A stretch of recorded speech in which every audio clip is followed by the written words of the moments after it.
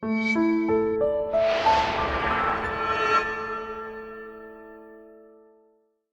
knew?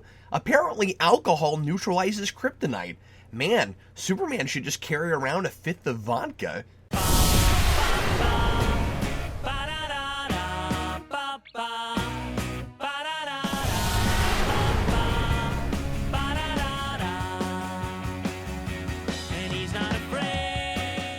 The following is an in-depth story analysis. If you haven't seen this film, you might want to before watching this review. Despite being called the Batman-Superman movie for its home video release, World's Finest isn't really a movie. And not the same way Turbo, a Power Rangers movie, isn't a movie. That was a stretched-out TV pilot made with a bigger budget to justify a theatrical release and shown in movie theaters, and then not put on television as Turbo's pilot, which started with a clip show of scenes from that movie.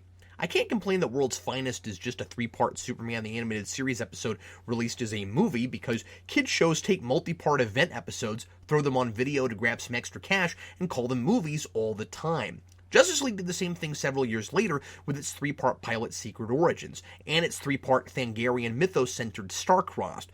This may seem like a cash grab now, studios hoping to dupe parents with impatient kids into buying a DVD of their favorite show for $15 or $20 that only contains a few episodes, when down the road they'll be able to buy whole seasons for that price, except all those animated series that are released by overpriced volumes instead of full seasons that sometimes never have later season collections. I hate that!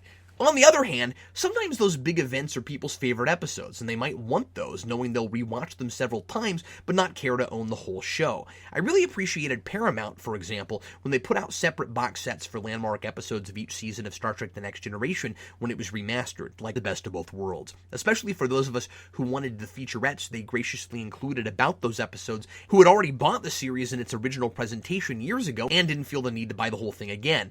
And it's neat to see something like World's Finest or The Best of Both Worlds edited together as a single viewing experience without being broken up by opening and closing credits between episodes. So there are still perfectly valid reasons to format some of these things as TV movies and sell them, and it can be a service fans might be grateful for, not necessarily a cheap gimmick to rip people off. But back in 1997, fans were especially grateful to have those videos available because TV shows weren't often released in their entirety, and when they were crazy expensive. You'd pay $20 for 2 or 3 episodes at a time, and when you could get a show on tape and in order, they were often only available in mail-order subscriptions. It's crazy to imagine a time when you couldn't jump online and find virtually anything you want to watch streaming, legally or otherwise, and when probably at least 90% of scripted television exists on disc. You either bought what was available, or you timed your VCR, taped your show, and either fast-forwarded through commercials when you watched it, or stopped the recording while it was on during commercials and hoped you were fast enough not to miss anything when the show came back on.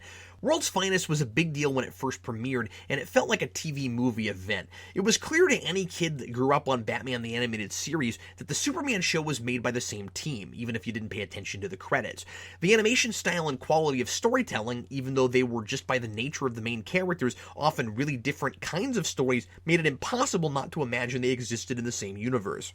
There really are some people whose sensibilities are right for both Batman and Superman. Since then, putting Batman and Superman on screen at some point in most iterations seems like a given. And now, although it's hard to believe I live in this topsy-turvy future, we live in a world where, whether you loved or hated it, Batman and Superman have finally been in a live-action, big-screen movie together. But at the time, Batman and Superman living in the same world was only a given in comics. And even there, although it happened somewhat frequently, it felt like more of a special occasion whenever it happened. And I grew up in a weird time where Batman and Superman weren't regularly part of the Justice League anymore, and there wasn't a book, at least not that I remember, that featured them in monthly adventures together as a duo, like Jeff Loeb's Superman Batman would do in the early 2000s, and we may never see Superman's name first again. In fact, I'm not sure why his name isn't first here, since this is, after all, his TV show. And the old World's Finest series had Batman and Superman featured together as early as 1954. Although before that, they were featured in separate stories in the same book. Kind of like the Batman-Superman adventures would do on TV in this very continuity. I hadn't seen the two on television together outside of Super Friends, and so a serious adventure that paired the two in the Bruce Timm style was an absolute dream come true. I say serious adventure only in comparison to Super Friends. This is all about the novelty of bringing these two worlds together, as much about the technical feat of successfully marrying the two shows' animation styles and attitudes as it is about studying the characters' similarities and differences. Were this conceptualized as a feature, I imagine there might have been a stronger emphasis on dissecting Batman and Superman's opposing worldviews. It's not really a character study like Mask of the Phantasm or Return of the Joker, nor is it really fair to compare it to those. It is a story in 3 clear acts, but it's also 3 episodes of television designed to thrill and delight on their own, like the Fleischer cartoon serials they're based on. This strikes me as a little like what those cartoons would have been like were they actually serialized narratives, in the style of their live-action counterparts, each ending on a cliffhanger you'd have to come back to the theater next week to see resolved. It finally skirts the line between cartoon and dramatic animated series, as a lot of great episodes of these shows tended to do. Batman and Superman's motivations are clear and consistent. It's obvious why they challenge each other from the outset without spelling it out, and there's a not-too-tragic love story at the heart of it. But like the recent Supergirl-Flash TV crossover that borrows the same classic title, the name of the game here is fun. Getting as much comedy, action, and fan service mileage out of this idea while telling enough of a story, the whole thing doesn't feel like a pointless gimmick. There are plenty of other Batman-Superman stories that ask the tough questions, like whether Batman really trusts Superman, or if he thinks Superman has the capacity to abuse his power and become a tyrant, and ideas like that one are explored later in Justice League. And the show resists the urge, if there was an urge, to have a slam-bang fight between the two because there's no natural way to contrive that, or any good reason to, even if there were. The tete-a-tete here is a little more subtle than a giant brawl, and I'm impressed that the only physicality they engage in at all is a single blow from each of them, and only then because they're in each other's way. Immediately after that, they act like sensible people and start talking. And I am in no way whatsoever comparing this to any other take on the first meeting of these characters. This is about an introduction, one hero to perhaps his opposite in crime fighting, one world to the other, and an introduction for the audience to a definitive blending of the two shows, to prove just how similar they really are. The animation styles are unmistakably from the same inkwell, and early adventure cartoons heavily influence both of them. But one is primarily a serious, brooding street-level crime drama, the other a bright, hopeful sci-fi adventure. One is often about the line between healthy passion and obsessive madness, the other about the line between use of power for the greater good and abuse of power. But while the two shows are, at first glance, tonally opposite, they're both superhero stories with the same basic formula and message. Good triumphs over evil, the good guy wins because he's in the right, not because he has the most might, and regardless of the hero's backgrounds that lead them to put on a costume and fight crime, heroism is always about personal sacrifice, demonstrated here by both Bruce and Clark's sad obligation to give up a relationship with Lois Lane for the sake of their superhero lifestyles. And that's all showcased here in a hilariously self-aware story in which the characters pick up on the rules of the formulaic world they live in. Gotham and Metropolis may feel like different universes, but they exist in the same world and are built by the same animation gods. The Comics Code Authority imposed guidelines apply to both of them. The standard outline is clearly mapped out in this deliberate 3-act, 3-episode structure. Act 1, a bad guy does something bad, compelling our hero to investigate. Act 2, our hero confronts the villain and is placed in mortal peril. The hero escapes. Act 3, a final confrontation in which our hero learns from his failure, regroups, and thwarts a villain who hasn't learned as much from their last encounter and is beaten because of his cockiness or hubris. That basic formula only holds if Batman and Superman cooperate and if the Joker and Lex don't. The villains might have a shot at subverting the formula if only they could work together like their heroic counterparts. But of course, that's not in either of their natures. If the story wasn't commenting on how by the numbers it is and didn't use the formula to constantly inform its characters' actions, I'd wonder why we're not taking advantage of the opportunity to push envelopes and really say something with these seemingly disparate heroes. As discussed, the one new element that's introduced is these two arch-nemeses teaming up, but that seems like maybe the obvious thing to do in this situation. And it's another Lex tries to kill Superman with kryptonite story, another Joker and a giant contraption wreaking havoc on the city climax, another love interest kidnapping plot, but it doesn't feel generic because everybody keeps commenting on how generic it is. Like the plane hijacker on Air Force One, who knows he's in trouble as soon as he realizes Lois Lane is there. You mean the one Superman always saves? He knows the formula. There might as well be a chapter on it in high school physics textbooks. If Lois Lane is in peril, Superman's gonna save her, and the bad guys don't stand a chance. It's as reliable as Newton's second law of motion. It's wrapped up in the typical way, too. Lex talks his way out of any sort of investigation for being in cahoots with the Joker, and Joker can't possibly have survived that plane crash, but of course, everyone knows they haven't seen the last of him. Even when Batman, in a really funny deadpan, responds to Harley's "poor puddin'" with, by this point, he probably is, I can't help but think Batman knows this is the end of Mask of the Phantasm all over again. He's been here and done this over and over and over. But what also makes it interesting is that some of the elements Batman and Superman each bring with them complicate things for the other, and it becomes a story about teamwork. Now, I'm looking at all this through a comic book and cartoon lens, through which these characters appear predestined to make particular choices based on what side of right they're squarely built into. But the story does a good job of giving these characters clear opportunities for change and choices to make that determine that predictable outcome. So it's weirdly both formulaic and character-driven. We know Batman and Superman are going to find common ground and win the day because it's that kind of story. But I appreciate and root for them more because they face and overcome personal challenges, which allows them to win the day. Batman and Superman both inherently have something the other needs, and both of them have to learn to be the bigger man and accept it to stop the Joker and Lex. The thing the other is lacking is also what he most dislikes about the other. That's where what little argument is here lies. Superman doesn't like Batman because he's a vigilante, but Batman demonstrates throughout the film the benefits of being able to look at the world from the criminal's perspective, and Superman, in a very general way, comes to realize that you have to rely on your wits and ingenuity if you're not naturally imbued with invulnerability and super strength and able to travel practically anywhere with zero effort.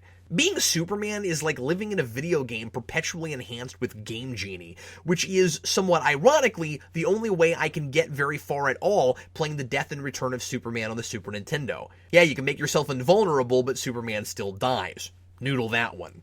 Batman's issue with Superman, in contrast, is exactly that. He relies so much on his natural solar-given abilities that he isn't strategic about his work. He's unprepared because so often he wins by default. And Batman throws that weakness in his face constantly. He says, expect the unexpected, and it helps to be prepared, about as often as Miller's Batman tells Spawn he's undisciplined in the Spawn-Batman comic crossover, but less melodramatically and with a smidge less condescension. Superman has a tendency to underestimate villains because so little can touch him, and although this story doesn't deal with this directly, based on his history in the series, I think maybe also because he's an idealist and he doesn't expect anyone to be as disturbed or twisted or morally bereft as the Joker. But there are some situations there's no preparing for if you're a fragile, grounded, mortal man, and Superman forces Batman to take a good hard look at his physical limitations. When Batman melts down the kryptonite dragon with acid, he still needs Superman to fly he and Lois to safety. He had no chance of escaping that building without the help of a guy he sees as just a blunt instrument. Batman has had to reluctantly admit before he needs help from sidekicks and allies, especially by this point in his history, because this is the New Adventures of Batman period that's all about Batman and his sidekicks. But Batman always has difficulty accepting his own limitations, and Superman forces him to do that to a greater extreme, perhaps than he's had to before. That idea is encapsulated by the image of Batman strapped into a parachute being flown away from danger by Superman after the destruction of the Lex-Wing. There's no one more crafty or resourceful than Batman, but that'll only take him so far. He's still just a human man. And as an aside, I was surprised that while I was preparing for this review, Supergirl's Flash crossover has her also learning the preparedness lesson. Although there, it's because Flash has more experience dealing with metahumans than she does, rather than her realizing her mental limitations through someone with a totally different skill set. And come to think of it, I guess Barry does have more detective skills over her, being a forensic scientist, even though that's not something he brings to the table in that episode, or nearly often enough in his own show, but I digress. This is brains versus brawn, and there's a little idealism versus realism there too. I like that both approaches to crime fighting and life come from natural and sympathetic places. If Batman were a Kryptonian, he probably wouldn't have felt the need to develop those practical skills. And if Superman didn't have his powers but was somehow compelled to be a hero, he'd have to learn some of the skills Batman did. When Superman and Batman look at each other, they both see their own weaknesses reflected in what the other possesses that they're lacking in. Batman's life would be so much easier if he could take all those skills he's learned and put them behind Superman's powers. He might be able to outwit the Joker, but what is he gonna do when a ship is sinking in the ocean? It's gotta be hard for Batman to watch Superman effortlessly fill a hole and save hundreds of people without the aid of bat gadgets. One of my favorite lines is from the Joker, when Batman lands in front of him with a pair of mechanical bat wings, and Joker tells him he has propulsion envy. By the same token, Superman has to be envious of everything Batman's had to learn to do by necessity without superpowers, and he clearly feels pretty helpless when those powers fail him and he has no backup plan. Like when the Joker throws acid on his lead suit and exposes him to the kryptonite dragon, which the Joker is trying to use to slay Superman, who has fire that comes out of his eyes. If you're the Joker, there's gotta be a joke in there somewhere. Superman might be able to look right through Batman's mask and discern his identity, but Batman proves that most anything Superman can do, he can, well, not do better, but come up with some sort of inventive way to do it also. He just needs a little time. And that's where they really complement each other. Superman is good at dealing with big problems that arise in the moment that don't require 6-move-ahead chess thinking, like natural disasters or a desperate sad sack with a gun. And Batman is good at those situations that require a lot of time, thinking problems, master plans, unpredictable geniuses with guns. Superman is often described as a Boy Scout, but this story suggests they make the ultimate Boy Scout together. Superman has the morality, but Batman has the preparedness. By the end of the 3 episodes, Batman and Superman develop a respect for each other that is hardly spoken, but clearly there. A subtlety I really appreciate, by the way. Clark just says, "I thought we worked well together, though I wouldn't want to make a habit of it." And Lex and the Joker are more interesting and fun as a villainous duo because of the way their relationship mirrors Batman and Superman's. The same differences Batman and Superman managed to overcome are precisely the differences that make it impossible for Lex and the Joker to become a unified, unstoppable force. Interestingly, Lex and the Joker, in comparison to each other, embody the same basic archetypes of brain versus brawn. Lex doesn't have Superman's physical power, but he has ample resources, and while he is a master manipulator, he tends to get complacent and underestimate his foes because, like Superman, he expects to win. And the Joker relies on misdirection, distraction, theatricality, confusion, and inconsistent behavior to throw his opposition off and gain the upper hand. And this is consistent in how they deal with each other's heroes. Lex dismisses Batman out of hand because he's just a grown man wearing tights, while the Joker has equal parts respect and disdain for Batman because he knows Batman is his intellectual equal. No matter how unpredictable his behavior, Batman always stays one step ahead. And because Superman is just a flying battering ram to the Joker and not anywhere close to his intellectual league, he thinks all he needs to kill Superman is your standard kidnapping trap to draw Superman out. And by the way, I appreciate that the stakes feel as real as they can, again, within this cartoon formula, that it's a thing for kids, but it's not watered down, just handled tastefully. The bad guys use words like kill and death, rather than get you and destroy. Weirdly, Joker actually has a way better chance against Superman than Batman would against Lex. As ridiculous as it is to believe Lex Luthor would ever throw in with a completely uncontrollable psychopath like the Joker, he inadvertently was on the right track. Just do everything contrary to sanity and you can throw Superman off. Had Batman not been there to save him, Joker would have had no problem taking Superman out. Of course, who knows what Joker would have done after that? He might have taken his $1 billion from Lex and shaken hands, maybe even without the electrifying joy buzzer, but he just as well might have double-crossed Lex, stolen his giant flying wing anyway, painted a big smile on it, and blown up all of Lex's stuff just to show him how little power Lex really has, or just for the heck of it. That's what I love about this Joker, and in this movie in particular.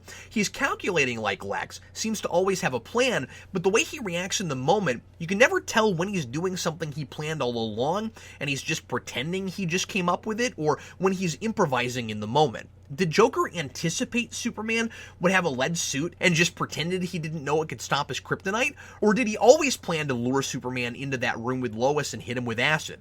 At the beginning of the first episode, he acts surprised to see the Jade Dragon when he breaks into the antique store, but then that's all he steals. We find out shortly after that he's broke and looking for a way to get rich and rebuild his nutty empire. Did he just steal it because, like a 60s Batman villain, he only likes to take things that fit his motif? Or did he know it was made of kryptonite all along somehow and plan to try to get Lex to pay him to kill Superman from the beginning? No one in the world realized it was made of kryptonite until Batman analyzed the piece he found at the scene and he learned why it slowly killed everyone who owned it. By the way, I like that detail a lot. It's consistent with the ring Lex famously wears in the comics that's slowly killing him. This continuity does a similar thing when it's revealed that Lex has radiation poisoning from a chunk of kryptonite he's been carrying around in the Justice League episode episode, Injustice for All. I guess Batman didn't do his civic duty and make it public knowledge that kryptonite emits low levels of radiation and will kill you if you're exposed to it for long periods. Yeah, thanks, Batman. So how exactly did the Joker know the statue was made of kryptonite? We know he's a brilliant chemist, and he's using our main proof for that in this episode, his trademark Joker toxin. So there's every possibility he could do similar tests on it to the one Batman does. It seems really unlikely he knew it was kryptonite in the first place, but that's the beauty of writing Joker stories. It's really easy to get away with not answering those sorts of questions because so much of what the Joker does and why he does it is a mystery. He's both entertaining and terrifying for exactly the reason Superman has a hard time going up against him. You never know what he's going to do or why. Sometimes this can be used as a major crutch for writers, just like with Batman. You don't have to explain how he does anything beyond he's Joker or he's Batman, and in some really convoluted cases, that's impossible to believe because no matter how skilled at deception and how far ahead they've planned, they're only human. But in this case, it seems deliberate. It maybe works because it's a simple plan. There's no reason to cop out here. You could easily explain how Joker came up with this, so to not explain it when I can totally buy he might do this and be capable of it is to keep the Joker a step ahead of the audience as well as the heroes, which I think is pretty satisfying. Less satisfying is the way the Joker convinces Lex to go along with this plan. I mean, really? He pulls out a kryptonite dragon, asks for $1 billion to kill Superman, and Lex doesn't, I don't know, use his vast resources to just take the kryptonite from him? I realize kryptonite is pretty rare in this universe, so this might be Lex's only chance at getting more of it. But if he's naive enough to think he can control the Joker, as evidenced by his attempt at intimidating him when he has Mercy shoot up his lair with her ridiculous overkill gun, I mean, I don't think he was actually trying to kill him. Why not just wait until he's not out in the open and try to take the kryptonite from him? Again, he knows where the Joker lives. I would have bought it, and it would have made Lex less of a joke here if he decided to get in bed with the Joker for the same reason Batman thinks Superman's not equipped to handle him. Joker might beat Superman because he won't see him coming. But it plays like Lex decides only Joker can use the kryptonite because he has it. Like Lex has some sort of finder's keeper's code. But I'm pretty sure it's just an excuse to put these villains together. And while the Joker will often do things just to cause chaos or challenge Batman or just because he's bored, his motivation here is pretty clear. He needs money. And so I'm a little confused about the sudden revenge twist at the end. After Lex double-crosses him, Joker decides he's no longer interested in money. I'm not a material guy, Lex. And now he wants to make Lex feel what it's like to lose everything, he says, like Batman took everything away from him. I'm not suggesting that the Joker needs to tell Lex exactly what he's on about with Batman from the beginning, as he seems less playful and more hateful of Batman than normal at the outset, but whenever the Joker gets really serious or overly sadistic, I can usually be fairly certain he's telling the truth. That seems pretty clear when he tells Harley he's ticked because he blew the $1 billion deal. He really needs that money, and it seems pretty clear when he says this to Lex, but I could use some slight clarification. I'm fairly sure he's talking about his and Batman's last encounter. Presumably Batman defeated him and he lost everything. Within this continuity, the last Batman-Joker confrontation was in the first episode of the new Batman Adventures, Holiday Nights, near as I can tell. I guess Batman dropping a bell on the Joker translates to Batman taking everything away from him, unless they had another encounter we never saw. But that's not to say that nobody's paying any attention to the order of events, because his very next episode, which aired the next year after this, is the Joker's Millions, where the Joker is still having monetary woes after this, and of course survived that plane crash somehow, and comes into a big inheritance. But I'm not sure he's not talking about the accident that turned him into the Joker, and that would open a whole other can of worms. Would that mean he misses being a relatively sane mobster instead of a psychopath? I really don't think that's what he's talking about, but it's vague, and it had my mind going about it. I really like this idea. He wants the most powerful man next to Superman in Gotham, arguably the world, to feel powerless, just as he made Superman feel earlier in the movie. Power doesn't scare him because he's insane. Death doesn't scare him. And so he's arguably the most powerful person in the game, because he has nothing to lose. And being flat broke, he really has nothing to lose. Is he hoping to turn Lex into something like what he is? To teach Lex a more twisted, perverse version of the lesson Batman teaches Superman? You weren't prepared. Oh, too late. You don't deserve this empire you take for granted. Does he liken Lex to Batman, this out-of-touch, eccentric rich guy who has a lot of cool toys and is fun for the Joker to play with, but if he doesn't play by the Joker's rules, he throws a tantrum and turns on him?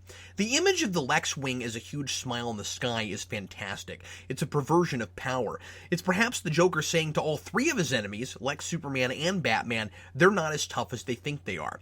I love his glee when he sees the wing for the first time and he says it's 100 times bigger than Batman's.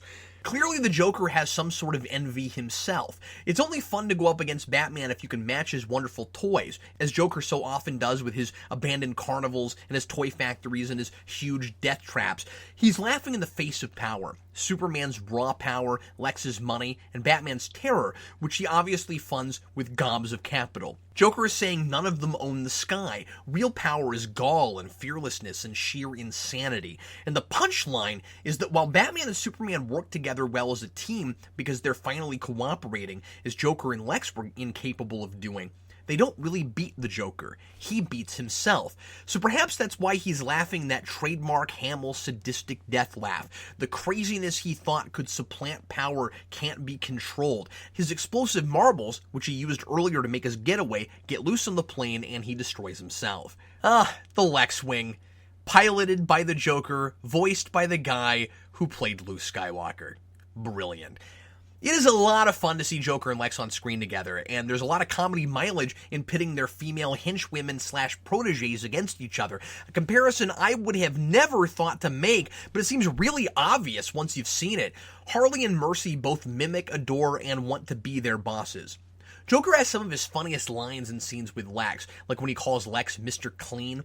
The Joker is at his best here all around. One of my favorite gags is that toward the end, there are a couple of shots from Lex's perspective as he's tied up in the Lex wing to give the animators a clever excuse to make the Joker look like he's breaking the fourth wall when he's really not. So he'll look directly at the screen like he's delivering a punchline through the lens, and it makes whatever he says funnier. Especially, I like to personalize all my stuff. Lois Lane represents the personal life and happiness neither Batman or Superman can have. It's a fairly well-handled love triangle, though I like it thematically more than I like the individual relationships. It's well-handled in that there's not a lot of heavy and cheap drama between Bruce and Clark over the woman they both care about, and that I buy that Lois would fall for him, though I think her initial interest in him is a little too typical and somewhat cheapens her otherwise independent, strong-willed characterization.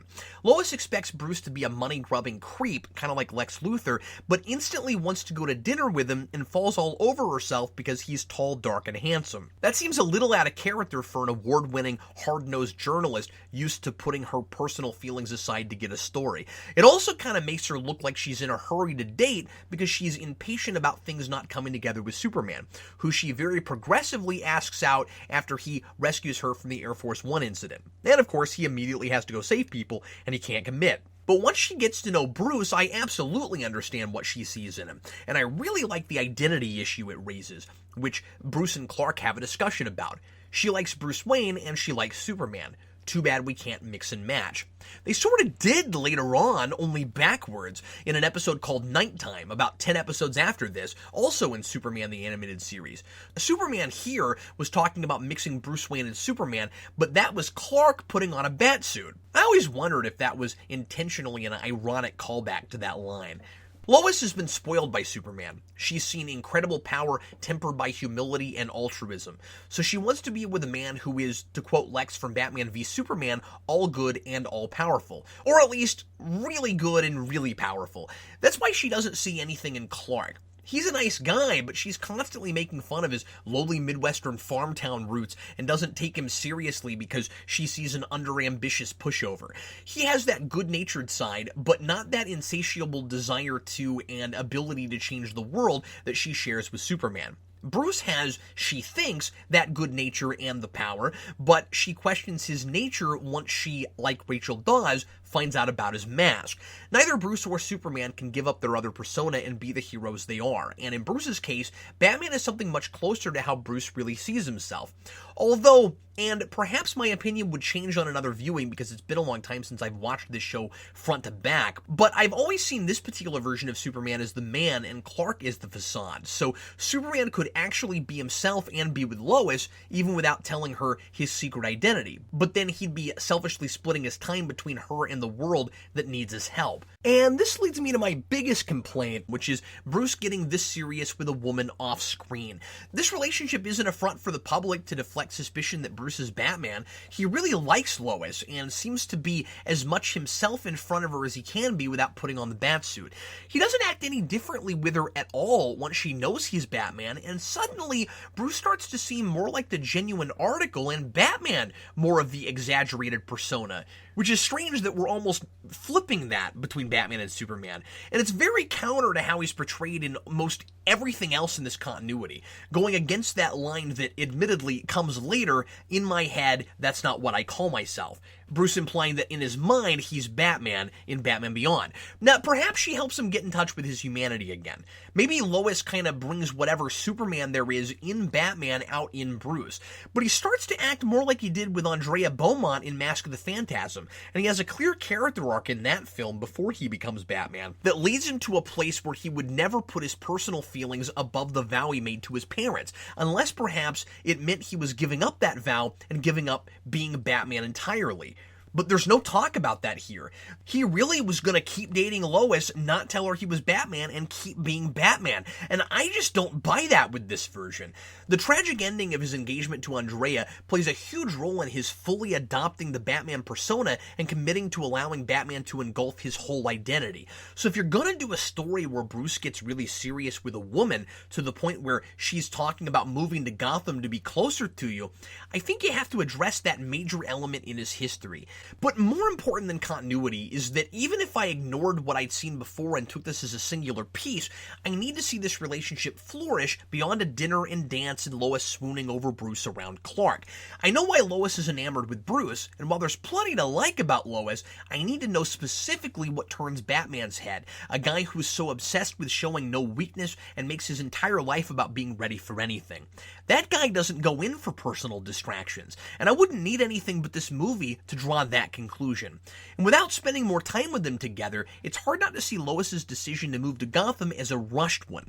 They've only known each other a couple weeks or a month at most, and I would figure it would take a lot to persuade Lois, whose distaste for Batman isn't a secret, to move to the Batman capital of the world. I realize this is Superman's show, and Batman is just a guest star, but they get pretty close to equal screen time, and I feel like it's a dual protagonist story before it's a Superman story with Batman serving in a supporting role, again like Flash did in Supergirl's World's Finest.